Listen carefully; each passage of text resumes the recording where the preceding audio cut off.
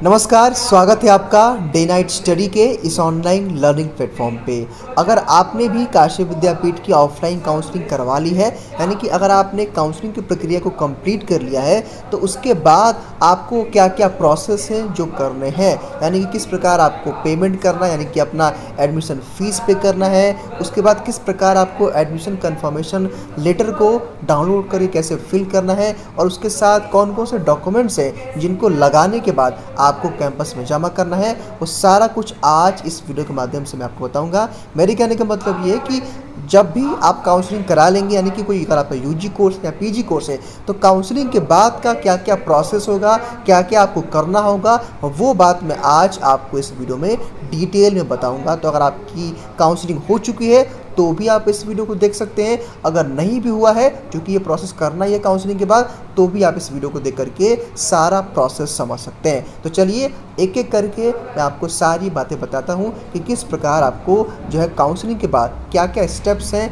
क्या क्या आपको करने होते हैं, क्या प्रोसेस आपको करना होता है, वो सारा कुछ हम आपको इस वीडियो के माध्यम से बताने वाले हैं। सबसे पहले मान लीजिए कि आज आपने काउंसलिंग करा लिया है, तो विद्यापीठ की तरफ से आपको फ़ीस पेमेंट करने का मैसेज आता है। अगर आपको मैसेज नहीं भी आता है ना, तो पेमेंट जो है आपको करना होता है। क्या करेंगे आप लोग, मान लीजिए कि आज आपने काउंसलिंग करा लिया, तो आज शाम तक अगर आपके पास मैसेज आता है तो ठीक है, या फिर आप अगले दिन के मैसेज का भी इंतज़ार कर सकते हैं। लेकिन अगर एक दिन तक अगर आपके फ़ोन पे मैसेज नहीं भी आता है, तो आप क्या करेंगे कि आप विद्यापीठ की वेबसाइट पे आएंगे, और सिंपली जहाँ पे आपको जानते हैं कि यहाँ पे आपको अप्लीकेंट लॉगिन करना होता है, ठीक है। तो सिंपली क्या करेंगे, आप यहाँ पे अप्लीकेंट लॉगिन कर लिए, ठीक। और जब आप अप्लीकेंट लॉगिन करेंगे तो यहाँ पे आप सब जानते हैं कि भाई आपने अपना एडमिट कार्ड डाउनलोड किया था, आपने एंट्रेंस का रिजल्ट डाउनलोड किया था, सब कुछ आपने ऐसे किया है। तो वैसे आपको यूज़र आई डी पासवर्ड डाल करके आपको लॉगिन करना है, और लॉगिन करने के बाद आइए मैं आपको बताता हूँ क्या क्या करना है।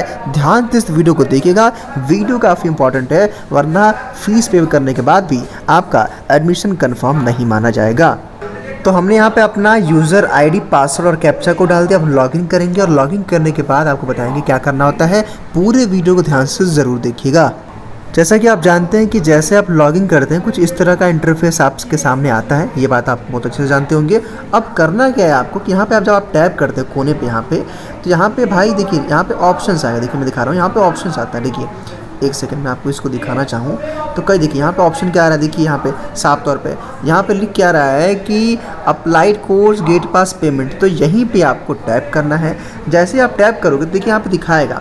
देखिए आपने भाई किस कोर्स के लिए, तो ये जो अभ्यर्थी देखिए इन्होंने क्या किया था कि ध्यान से समझिएगा मेरी बात को। इन्होंने फॉर्म भर दिया था, इन्होंने फ़ी रिसिप्ट तो अभी डाउनलोड नहीं किया है, और कन्फर्मेशन लेटर। तो कहने का मतलब ये है ना कि देखिए इनका पेड हो चुका है। तो कहने का मतलब ये कि अगर आप पेमेंट नहीं किए रहेंगे तो यहाँ पे लिखेगा पे एडमिशन फ़ीस, यहीं पे आप टैप करेंगे तो आपको एडमिशन फ़ीस पे करना है ऑनलाइन। और ऑनलाइन पे जब कर लेंगे तो यहाँ पे आपको कितना फ़ीस लग रहा है दिखाएगा, कौन सा कोर्स आपका दिखा रहा है, फॉर्म नंबर कौन सा है, और प्रोग्राम का कोड क्या है, ठीक। तो वैसे ही क्या करेंगे कि आप जो है इस प्रकार अपना डाउनलोड कर लेंगे। जब आप मान लीजिए डाउनलोड कर लेंगे, मतलब कि पेमेंट कर लेंगे, सॉरी माफ़ करिएगा, पहले आप पेमेंट कर लेंगे। जब आप पेमेंट कर लेंगे तो यहीं से ध्यान दीजिए, यहाँ पे साफ तौर पर लिखा हुआ है कि यहाँ से आपको फ़ी रिसिप्ट भी डाउनलोड करना है, और यहीं से आपको कन्फर्मेशन लेटर भी डाउनलोड करना होता है। अब कन्फर्मेशन लेटर को कैसे आपको फिल करना है वो मैं आगे आपको बताने वाला हूँ। तो कहने का मतलब ये है कि सबसे पहला क्या प्रोसेस होगा आपका ऑफलाइन काउंसलिंग के बाद, कि काउंसलिंग कराने के बाद सबसे पहले आपको पेमेंट करना है, पेमेंट का रिसिप्ट डाउनलोड करना है, यानी कि जो है फी रिसिप्ट को डाउनलोड करना है, और फिर आपको एडमिशन कन्फर्मेशन लेटर को डाउनलोड करना है। और आइए मैं आपको आगे बताता हूँ कि आप किस प्रकार एडमिशन कन्फर्मेशन लेटर को भरेंगे, क्योंकि ये बहुत इंपॉर्टेंट है, और इसको भरने के बाद ही और जमा करने के बाद ही आपका एडमिशन कंफर्म माना जाता है।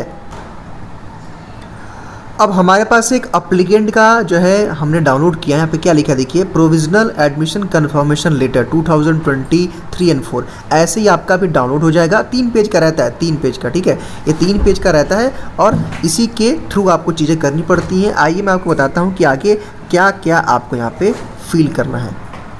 तो ये आपका पहला पेज है, ये पेज नंबर 1 है। और आइए और भी 3 पेजेस हैं, उसको मैं आपको दिखाता हूँ। यहाँ आप देख सकते हैं कि जो भी यहाँ पे आपका 10 का 12 का मार्कशीट बताएगा, यहाँ पे आपने पेमेंट किया, पेमेंट का डिटेल बताया, कितना अमाउंट किया है, ठीक है। बस करना ये कि पहले पेज पे यहाँ पे सिग्नेचर जो है ऑफ कैंडिडेट, यहाँ पे आपको साइन करना है। उसके बाद जैसे आप नीचे आएंगे, यहाँ पे anti ragging undertaking bye student, ये आपको फॉर्म भरना है।